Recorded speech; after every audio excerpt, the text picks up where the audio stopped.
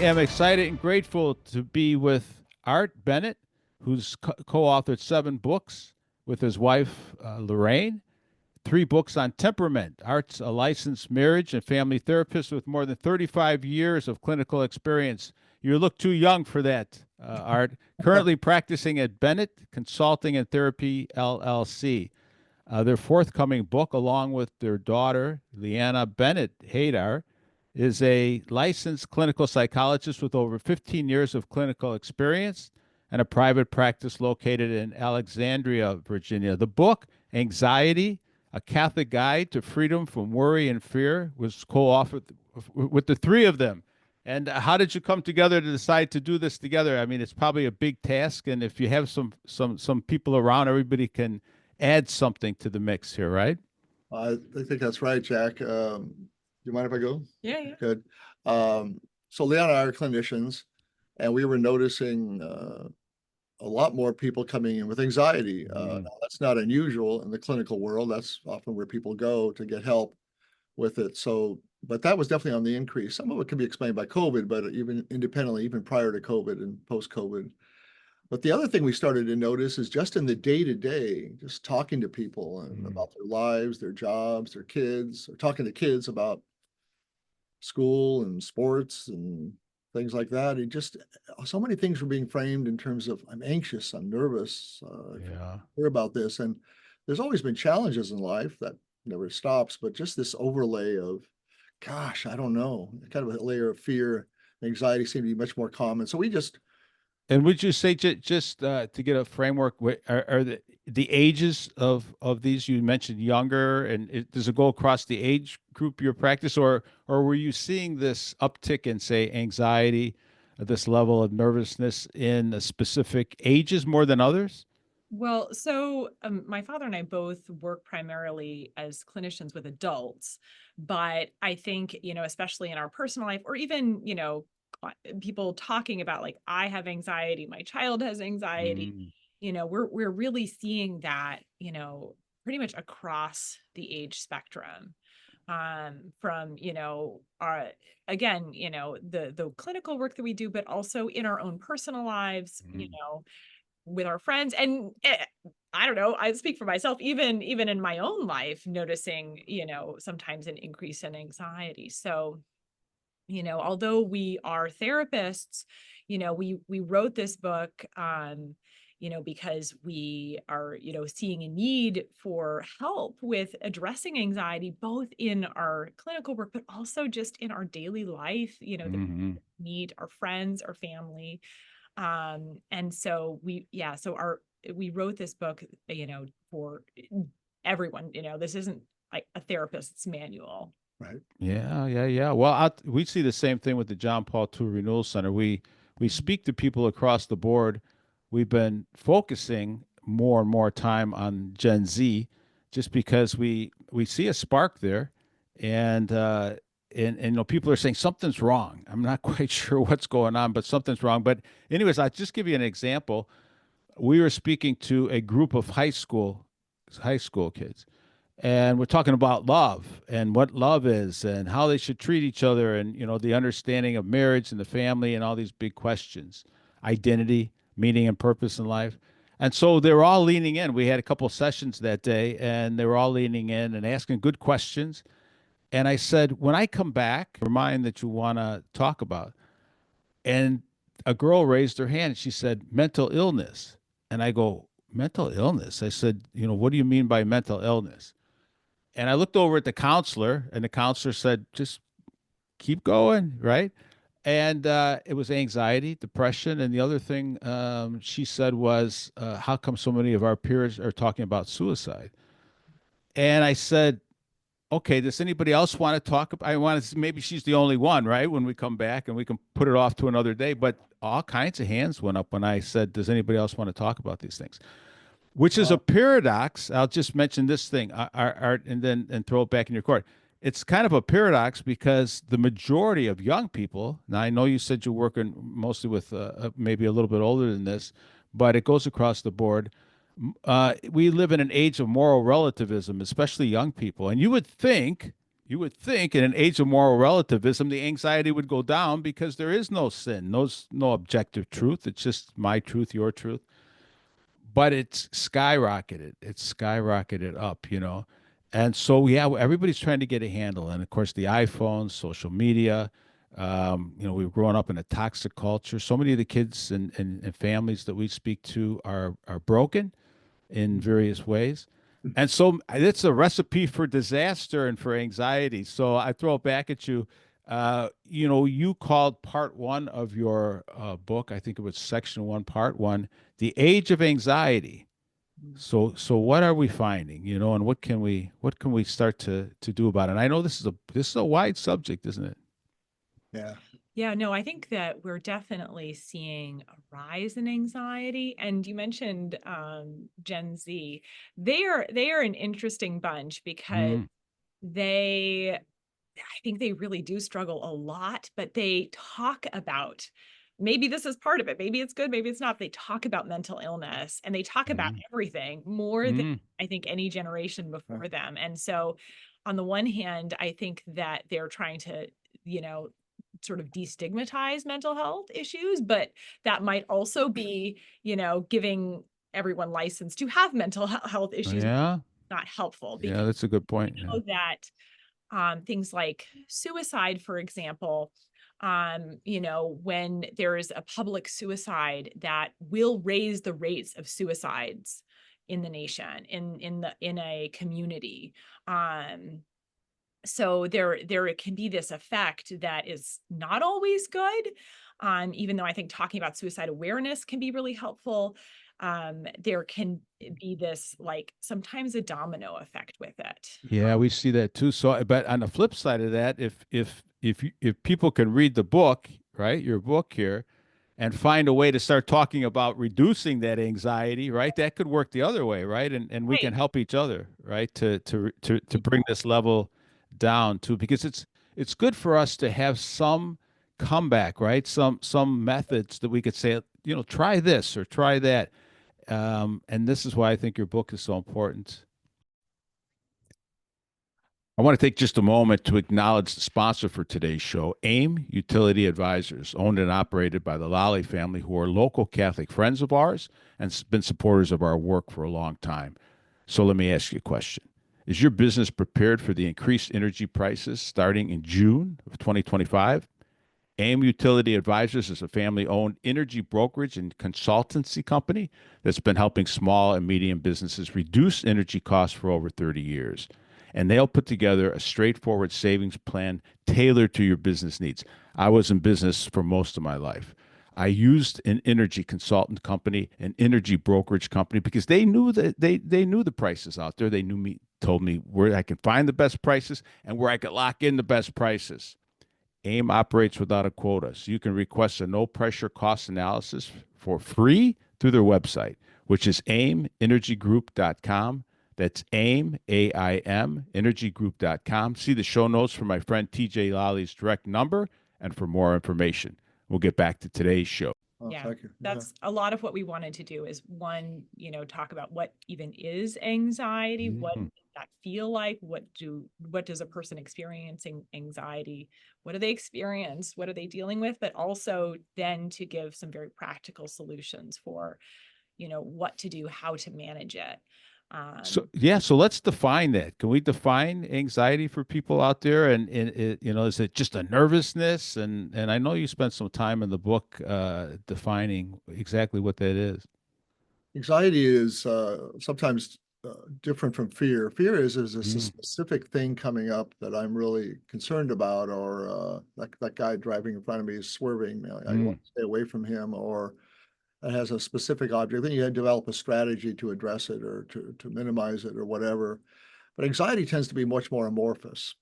Something really bothering me. I'm not even sure what it is. mm, It's harder to get your handle on it. I think usually um, anxiety also has some other qualities about it, of ruminating and worrying about it and playing it over and over in your head, but it doesn't seem to help much, but you can't do it and things like that. Now to get a diagnosis, a clinical diagnosis of anxiety, it should have a variety of symptoms that last about 6 months.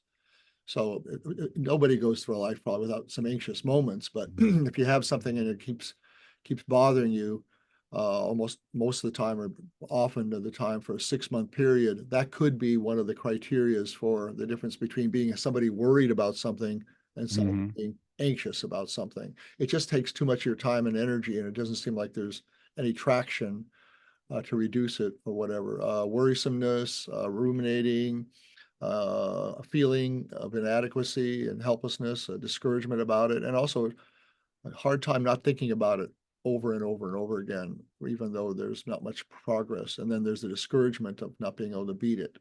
It just seems to hang around. I don't know. Is there anything I'm missing on that? With anxiety often comes anxiety is a very physical experience that we have. It's part of this this nervous system response that we have to you mentioned fear. So fear is this response that we have that is designed to help save our lives. So if there is imminent danger, something that could cause us harm, our bodies have a fear response ingrained in them to help us fight, flight, or freeze, to save our life. It's a life-saving response. The problem is anxiety is usually when that system is going a little bit off track. It's either activated too much or it's kind of going haywire. And so we experience all of these very physical symptoms that are supposed to help you, run for your life or fight that saber-toothed tiger. But it can be about an email that your boss just sent you, where you've got your heart is racing, palpitation, and your breathing is erratic and your palms are sweaty and your stomach is turning upside down. These are all, there's systems going on, that are again designed to be able to help you run for your life, but if it's just an email, like none of that is helpful. And usually our brain is essentially getting hijacked by these alarm systems, Right. and it can make it really hard for us to learn to push through or process through, because all of these things that are going on in our body is telling us to run away, to avoid, or to fight it somehow. And when we do that appropriately, that can save our life. But when we are using these like strategies of avoidance, running away, again, when it's something more benign, actually benign, not really life-threatening, like an email from your boss or a confrontation with a friend, maybe, then what that does is it reinforces this idea that was something to be feared, that was something to be avoided. And then the next time we're in that situation, that part of our brain that sort of learned that anxiety response is even stronger. Right. So anxiety does this really tricky thing where it compounds itself and gets stronger the more you essentially give into it. Yeah, so we kind of rewire our systems, don't we? We have this existential threat, and then we start to rewire ourselves, it seems. And I know we do this with addictions for sure. And then they become just part of us, right? I mean, they're just there all the time. And I think when I think about anxiety, and you're describing it the way I think about it, I know it's can be complex, but this is like that fear of the tiger. Now the tiger's gone, and now all day and all night, all I do is think there's got to be another tiger out there, which could be true, I guess. But you can't live your life like that, can you? In constant Right. And state. living your life with anxiety all the time is it's expensive. It takes a lot of energy, interrupt sleep. You're going to shy away from certain things. I mean, like, it's always been awkward and maybe difficult, let's say, to ask somebody for a date that you don't know that well. It's a risk. Yes. But it's not the end of the world if she says or he says no. It would hurt, might hurt for a while. That cause you to rethink things, but it wouldn't be something so terrifying that I'll never do it, or well, I can't. Which is really interesting because especially now, right, with these young men that are sometimes a little socially awkward, right, from looking at their phones all day. But and it is difficult, right? It's a challenge to go out there. So we have to almost reframe that, don't we, Dr. Bennett, and say, it's one thing to be nervous and you know, I do this with public speaking with a lot of people that I work with, right? Some of them are new to public speaking, and I'm bringing them out on the stage, say for the first time, and we try to reframe that nervous, what they're calling nervousness and anxiety, into excitement. You know, I'm excited to go out there, and that's why I'm feeling like this. Be not afraid, John Paul would always say, right? Oh, Easier said than done, of course. right. But you're actually right. That's a really good, you make some really good point. Reframing is where you have a situation, and rather than frame it, see it as a cause for great fear and distress, but you see it rather as an opportunity for me to grow. Yes. Oh, so that's the key reframe.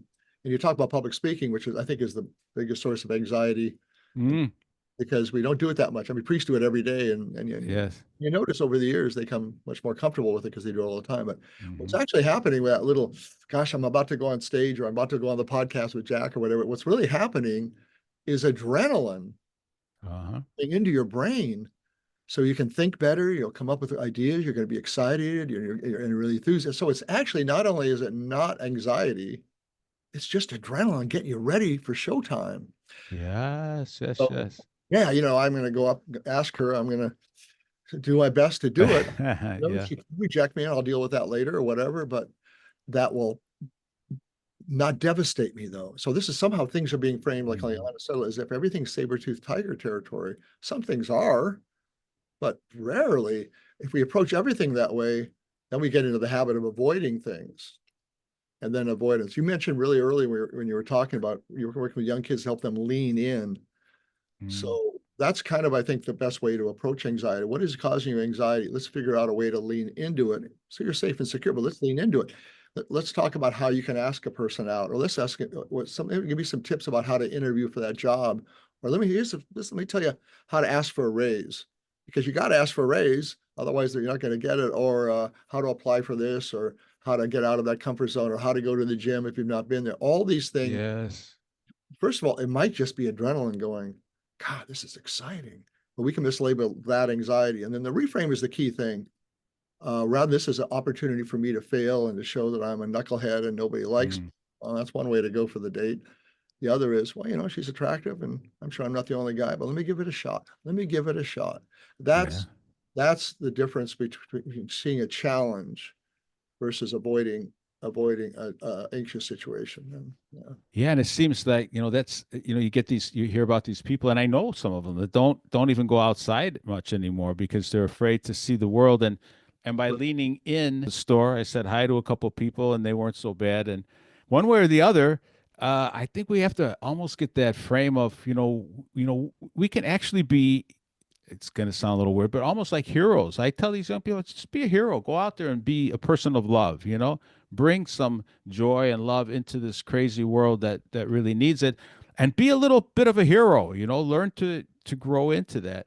But what you're saying is so important, but you would think that this would be almost common sense, but unless it's modeled to them, unless somebody models and speaks like you are to them, we can get out of, we can get into our own little worlds instead. And sometimes it just takes somebody to break in, and a little knowledge helps. If I'm going for an interview, to know about the company, if I'm going to the gym, a little bit about lifting or whatever that would be, and it's public speaking.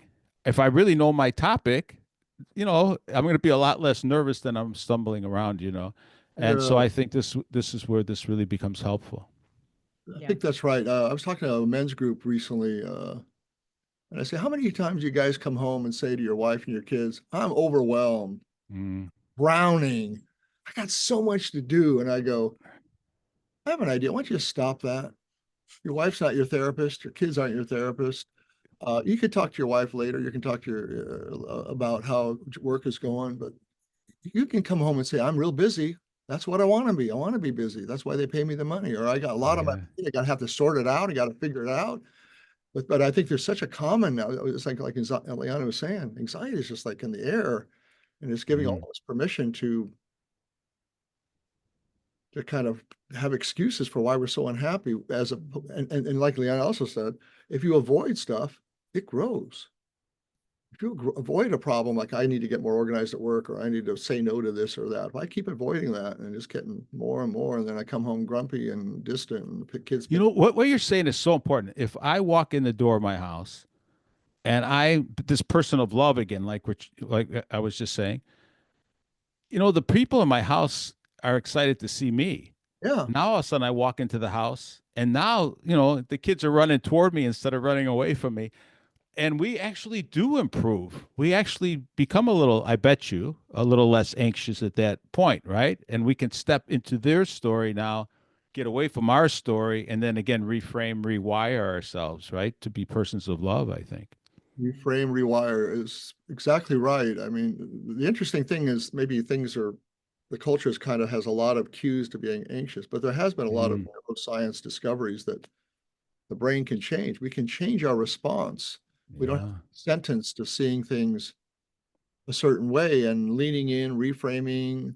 Lianna talks sometimes a lot about breathing and calming yourself. When you approach something with a calmness or peace, like the peace that Christ gives us, it's a different task.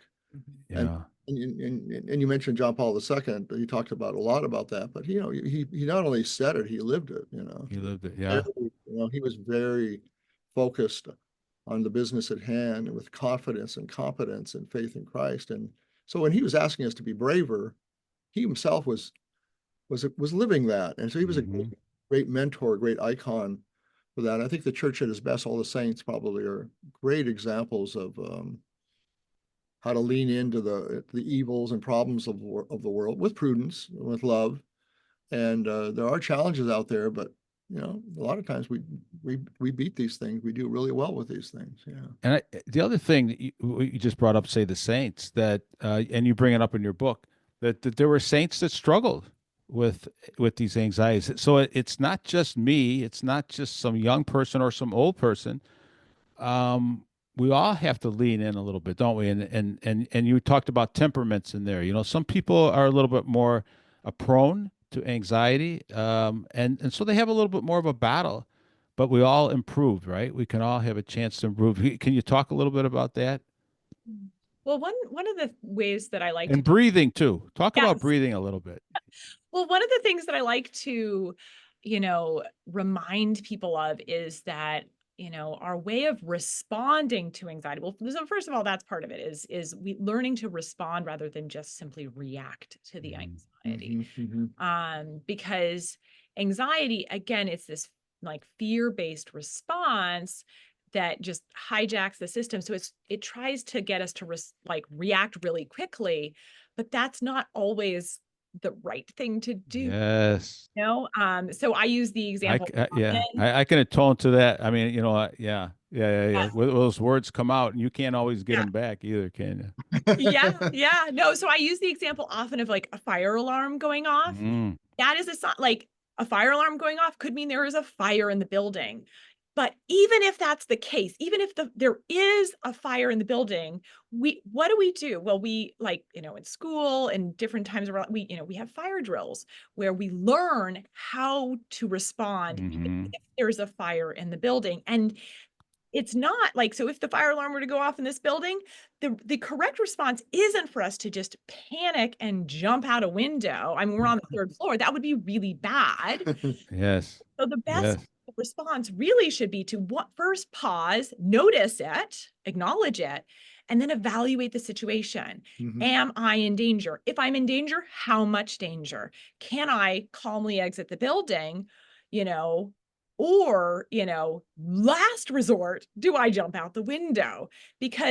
What the anxiety tries to get us to do is immediately just bolt. Yeah. Without even thinking. And that's not even the correct response to an actual feared event. So what we have to learn is essentially we have to give ourselves permission to practice learning a new method of response to the anxiety. And the thing about practice is, it gives us permission to not get it right all the time. We're going to be bad at it. If we just acknowledge hey, I have a lot of anxiety, that probably means I'm actually bad at dealing with it. I'm going to have to and probably Lianna, that the healing comes not all at once, right? It's a process. And so it's important, I think, especially with our audience, and some of the older Gen Z people, especially too, that they have to practice it a little bit, don't they? I mean, it's not like I'm going to breathe and then I can get calm for a second.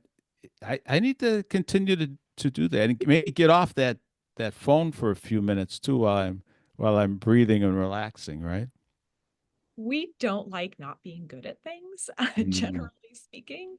And so we might be like, well, I've tried deep breathing. I did it for like a minute, right? Like that's not going to work. That's like saying, Mhm. okay, like I want to go play tennis. I've never played tennis, but and then being mad if we throw ourselves into a tennis match with a pro and aren't very good at it. Like, no, like you have to start with the basics. You have to learn how to hold a racket, you have to learn the rules, and it's going to take time and it's going to feel awkward. People who have never practiced, just learning, not even deep breath, they're just noticing their breath. It feels awkward. It feels boring. It can feel uncomfortable, that doesn't mean that you're doing it wrong. It just might mean that you're unused to it. Maybe you're unused to that silence, that stillness that comes, when just trying to be in our body and notice our breathing. But what breathing does, what is so important about breathing is, so just as fear will cause, us to change our, respiratory rate, will accelerate our breathing to, from the adrenaline, just to increase the blood flow to the brain and to the extremities, to be able to run or for our life. Well, one way we can communicate to our brain that we are not actually in danger right now is to slow our breathing. It is one of the Mm. few bodily responses that we have, the systems that we have, that is both just, automatic. We don't have to think about our breathing during sleep, but we also can do it intentionally. And if we choose to breathe, just at a normal, even rate, and we do it for long enough, it slowly starts to communicate to our brain, oh, maybe my life's not in danger right now. Maybe I'm safe. Maybe Yeah. Mhm. maybe I can start to move out of threat mode and into feeling calm and in feeling in control. But something that like reversing that system is a skill, and everyone can learn a skill and everyone can get better at a skill. Some people are naturally good at certain skills, but everyone can learn and everyone can get better. It might be hard and it might be awkward and it might be uncomfortable, but those are not reasons to avoid doing something that could be really good for you. The whole desire for a quick fix is probably just a response to anxiety. Yeah, nobody wants to feel. Why? What important thing have I ever done that happened like that?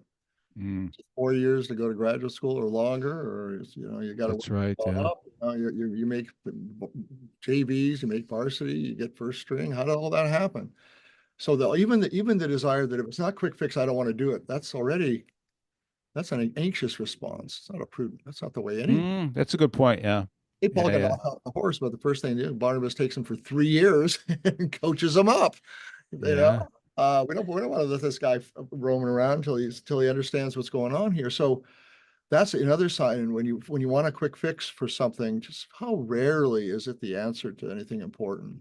And look how much time we don't have alone and quiet, right? I mean, my wife grew up on a farm. I grew up in the city, but my wife grew up on a farm, and she just talks about those times where you're riding a horse, through a field, and you're looking around, and I love nature. I'm a big backpacker, and just to do that, that's where you really are breathing, right? I mean, there's that you get into a rhythm of, say, a hike, and you don't have to go backpack. You can go right to the forest preserve, or Yeah, even in Virginia where you live, there's parks around there, right? wonderful. And Yeah, yeah, yeah. and that's a 15-minute walk, and look at the flowers. They're all blooming, or starting to bloom, at least out here this time of the year. Um, instead of listening to all that constant noise, huh? The monks always, I guess the church has a tradition of morning prayer and evening prayer. Yes, yes. Start your day, God, go to him first, all things being equal. Calmness and it's Matthew 6:6, he'll the phone's always open. He'll always respond. You know, he's available 24/7, and touch base with him, asking for help. I mean, he talked about overcoming fear a lot. And then you end your day, and how did it go? I'm about to sleep. I'm going to trust myself to you for the next 8 hours. Those kind of things, which are part of our Catholic tradition, turned out also to be great antidotes to anxiety and nervousness. How do you like that, huh? How do you like that, right? Isn't it something? Yeah. So, you know, turning things, surrendering to him. He's in charge. You know, that's the other thing too. You mentioned that in the very beginning of the podcast. Everyone's kind of living life. These young people, and actually all of us think we have to be entrepreneurs of ourselves. We have to invent ourselves. We have to be decisions. You mentioned about the relativism. I got to make up my own rules. I don't inherit anything, and that's tremendously stressful. Tremendously stressful. So, what you're saying is so important. You know, for some reason, we think we were exploded onto this stage of life, and there was no story going on already. You know, instead of trying to say, okay, what did I come into? What kind of story did I come into? We all think, to your point, that we got to make this all up as we go. And, you know, we forget that we're this little tiny dot, you know, in the universe, and look out sometimes, right? Look out and say, you know, what kind of story did I come into? You know, what am I supposed to do? What am I supposed to see? And almost like Sherlock Holmes, start to investigate, you know. I was going to just say one more thing, you know, when Dr. Bennett, when you were talking about those end prayers, those night prayers, and I used to say, I still say those along with the rosary, and then I breathe a little. You know, I concentrate on that breathing. You read night prayers, you meditate on it, and you breathe like that. You're going to find some peace there. You'll find some peace. Yeah, he says, I'll give peace the way the world gives it. You know, it's not through success and domination and power. It comes from a peace that only he can give. So at least as Christians and Catholics, I mean, other religions do this too. I mean, it's no coincidence, everyone. We can find a certain harmony and peace in our lives. Thereby, we make decisions like I think what Lianna said is so important. We don't want to just react all the time.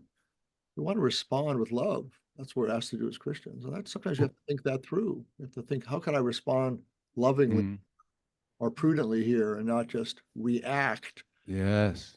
My tendency. Which only makes it worse, right?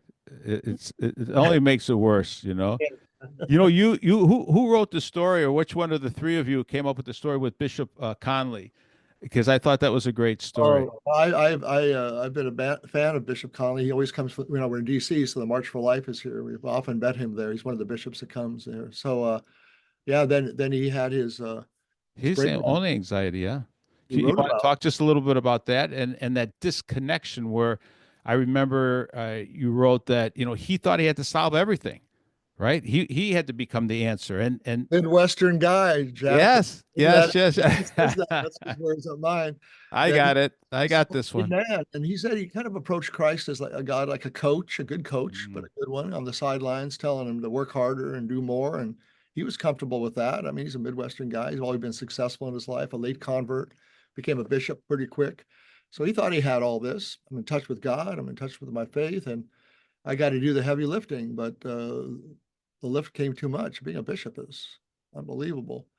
And he broke down and he was examining his life and he said, good holy man. And he was examining his life and he goes, man, I was just putting all on my shoulders, not Christ. Yeah. We're not supposed to do this alone, are we? I suppose a good therapist is like that, right? I would think a good therapist is going to walk with me, right? And try to help me kind of just be there. You know, there's a lot of people that don't have anybody that has a good head on their shoulders that we can talk to nowadays, you know. Lack of mentors and all need mentoring, you know. I mean, an accompaniment. Yeah, that's what we're built that way. So Christ is the basic one, but not just him. There's many others that kind of work you're doing, you know, to connect people and the faith and help them. And it's really there's so much help that the church can give, I think, on this problem. It's not a quick fix, like Lianna said. It'll take a lifetime to find peace, you know. Yeah. Before I let you go, there are just a couple other things that I think are so important because they come up. Scrupulosity is one of them. And who wants to talk about that a little bit? Because we do find people that come back in and then they're nervous because they're unpacking these. You know, you go to confess. You mentioned in the book, you go to confession, but what happens is when you're new, you take off a layer, and then there's another layer and another layer, and they think I'm just evil or I'm just a bad person, which isn't true. This is really starting to heal from a depth. And can we frame that in a way, Lianna, that helps young people or old people say, Yeah. hey, don't be so hard on yourself all the time. I always think of divine mercy, right? I'm looking for the most hardened sinners, Jesus said, and they have more right to my mercy. And it's the opposite of sometimes what we think, huh?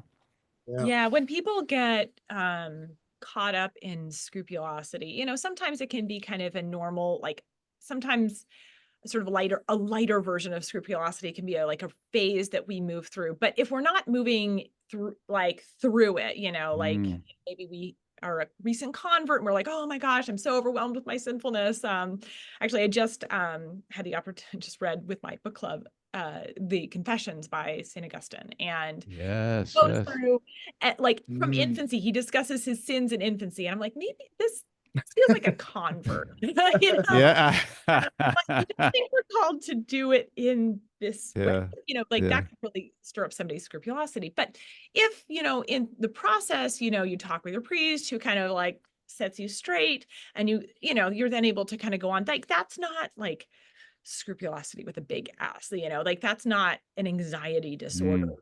Mhm. When we have the experience of where our anxiety actually changes our idea of who we think God is, where it becomes Mm. all fear-based, where it's, Mhm.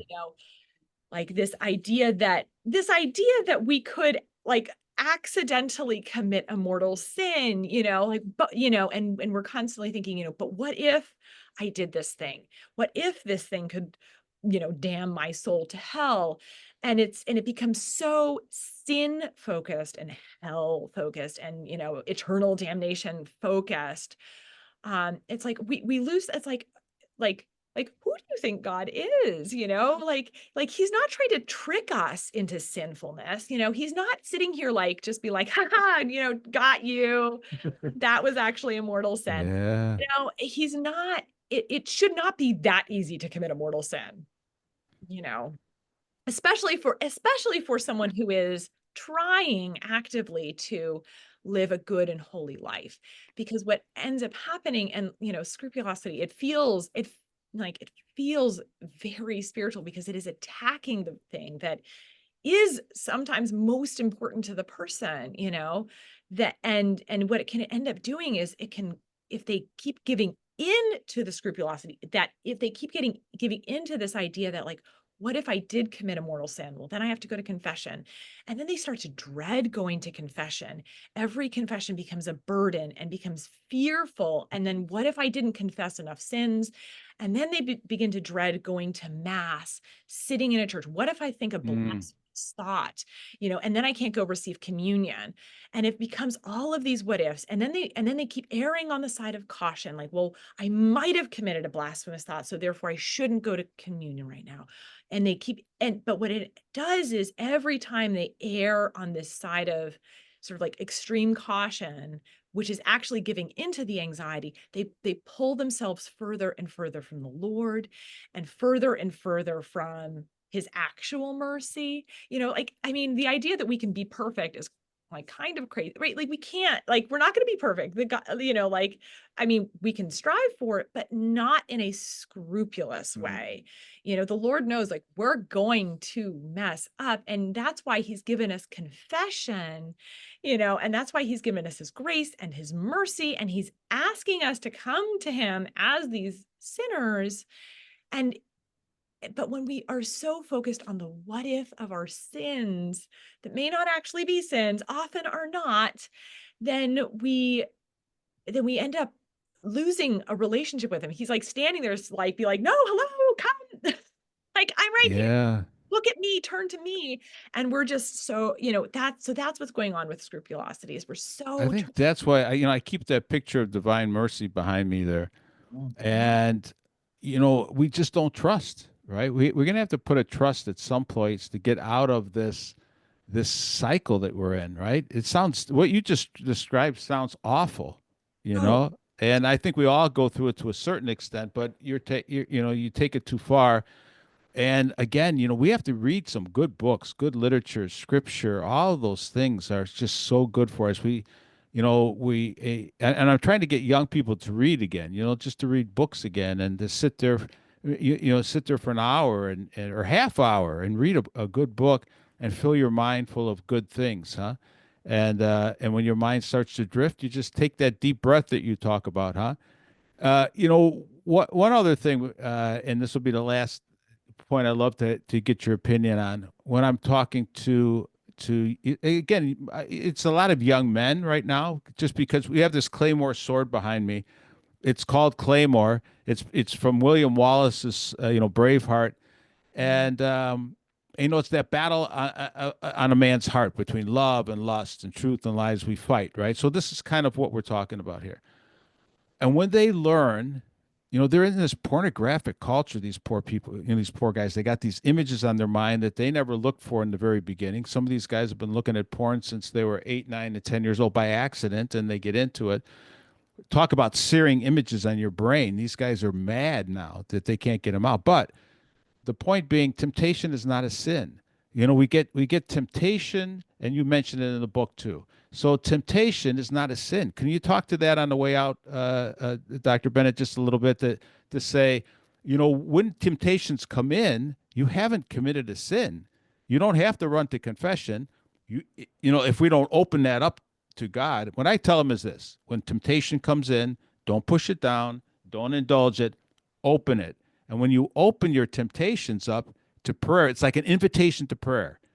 So we talked about, you said this already, Dr. Bennett, when that temptation comes in, right, into your, and you feel it. This is the time to go to battle, but the battle is not my battle, really. I open the grace. My battle is just to open. It's a third way, right? And let God walk with us, and yoke himself to us and feel that grace. Let's talk just a little bit about that. Will you? Temptation. People get temptations, and there's 1,000 a day for some of these poor guys. We are grateful for the sponsor of today's show, AIM Utility Advisors. Demand for electricity and natural gas is growing tremendously across our nation. Is your business prepared for the resulting cost increase of 15% or more in the coming years? As a local family-owned energy and consultant company, AIM Utility Advisors has been helping small and medium businesses reduce energy costs for over 30 years. AIM will leverage these decades of experience with leading market analytics to produce a straightforward savings plan tailored to your business needs. AIM operates without a quota, so you can request a no-pressure cost analysis for free through their website, which is aimenergygroup.com. That's AIM, as in AIM, energygroup.com. See all the information in the show notes. Back to the show. Yeah, no, and it's a huge struggle that, as our young people are all starting to face. But, when it comes to temptation, like, the Lord doesn't want us to engage with it. If we look at the Lord's, like, temptation in the desert. Yes. Yes. Jesus was tempted, right? Yes. He doesn't engage, not really. He Yeah. quotes scripture, and is it's very, very dismissive, but he doesn't argue like that. And so that's what has, and so anxiety and temptation, the response really should be kind of similar, where we can't control the temptations are going to come into our brain. We can't control the anxious thoughts that are going to come into our brain, but we can choose what to do with them. Right. Yes. This is the key. Anytime we talk about wrestling with temptation, but I don't think that's really the right move to do. We want to almost just it's going to come and it's going to go. Yeah. Let the Lord deal with that. Let the Lord take it, and inviting the Lord in, he can deal with it. He can handle temptation. But anytime if we either giving into temptation, obviously that's not helpful. It's not great for us to be doing, but fighting with the temptation, any engagement with it strengthens it, because that's its whole goal. That's the whole goal, is for it to be is to cause us trouble. And if we engage it, it's trouble. If we start fighting it, it's trouble. Like, no, the best thing we can do is just to acknowledge, like, these thoughts are going to come into my head. I don't choose for that to happen. And to have something to, either to redirect our focus, like, hey, Lord, could use your help right now, hand it over to him. But not for us to, So maybe acknowledge it, but don't engage with it. like, yeah. Here you are again. Of course, I'm tired. I've had a rough day. Oh yeah, I notice when things don't go my way, I start feeling sorry for myself. So a whole series of temptations. So I'm not surprised by that. Here you are again. So I think acknowledging it, but not engaging with it, not having a dialogue with it, not just acknowledge it and try to encourage it to move on. And Similar to temptation, there's this category of thoughts called horrific thoughts that everyone experiences to some degree. It can be we're standing on a metro platform and we can have the thought, like, I could jump in front of that train right now. And that's just, like, our mind is creative, right? Like, reframe. Been there, done that. The average person with low anxiety is able to be like, oh no, thank you. And so that's an example of, like, a horrific thought or a temptation. Temptations are usually horrific thoughts in some ways, to be able to just be like, oh no, thank you. The problem is sometimes the anxious brain sees that thought come through and we think, oh my gosh, why am I thinking that? What's wrong with me that I'm thinking that? I see. Do I actually want to do that? Like, and then they engage with the thought, so it's similar with, sometimes temptation, like, why am I having this thought? Why am I thinking this thought? What does it mean that I'm thinking this thought? Like, is it mean I'm a terrible person that I'm having this thought? No, none of that. Our brain is just creative. We're not going to engage it. I don't like it. Nope, not going to engage it. Yeah, next, right? Nice. Yeah, like, hand it over to the Lord. I don't want that. Pass. And that's, I think, a healthier way of responding sometimes to these, which is, like, I'm not going to wrestle with it. I'm also not going to, like, go to extreme lengths to avoid it. Like, okay, well, can't ever ride the metro again. That was really unpleasant. Not going to do that again. Like, no, my thoughts don't control me. I can ride the metro. I might have, like, bad, unpleasant thoughts might pop up, but they're just thoughts and I'm not choosing to have them. And we have to believe that, I'm not choosing to have these. My thoughts are not the whole of who I am. Focus more on what are the thoughts we're choosing, turning our mind to prayer, turning our mind to the Lord, again, similar to our breathing, our thoughts are something that we both can't control, but also can. We can intentionally think certain thoughts, but also thoughts will just pop into our head and we don't have control over that. And the Lord understands that much better than we do. Yes. Mr. Bennett, any last words? And tell us why should we buy this book? What ages? Are there any specific ages, or who did you write this for? I think probably young adults and above. I mean, some teenagers might like it because it talks a lot about relationships, but this is really there's a lot of, I think, very great insights from the Catholic Church, great insights from neuroscience, some practical things that Lianna just shared, a lot of them. It can be very helpful. We are in a culture that is predominantly kind of anxiety engendering. Yes, it is. Trying to come up with some ways to not be anxious. And I do like the way you did tie in scripture. I mean, because let's face it, I don't think there's just a secular solution to this. I really think the role, myself, for psychiatrists, psychologists, therapists, marriage and family therapists, is to be that link between that person, try to get them right to move into these solutions, and then make sure that one of the solutions is going to be the ultimate solution. Because then you're open to grace. I mean, it's such a beautiful way to practice. I think what you're doing is such a beautiful way to practice, right? I'm not trying to think that I'm the only guy that can solve your problems. I'm walking with you. I'm journeying with you. I'm pointing things out. I'm giving you some practical advice, and I'm also connecting you, with Scripture and the great physician of everybody. And that's the difference. I think that's the difference between what you do and I meet therapists and psychiatrists and psychologists all the time, and and it's always refreshing to have somebody that lifts their heart to the Lord at the same time, because I think personally I know the power in that, and I'm sure you do too. Well, thank you. Yeah. Well, God bless you. Thanks for being with us. You're such a pleasure, both of you. And we get this from, what's the best place to buy this? Is from Sophia. Sophia. Yeah. All right. Yeah, Hey, the we'll make sure that we get that in the show notes. Well, thank you so much, Jack. Hey, Thank God bless you. Thank you. Appreciate it. Thank you. God bless. Bye. Thanks everybody for joining us today. Talk to you again soon.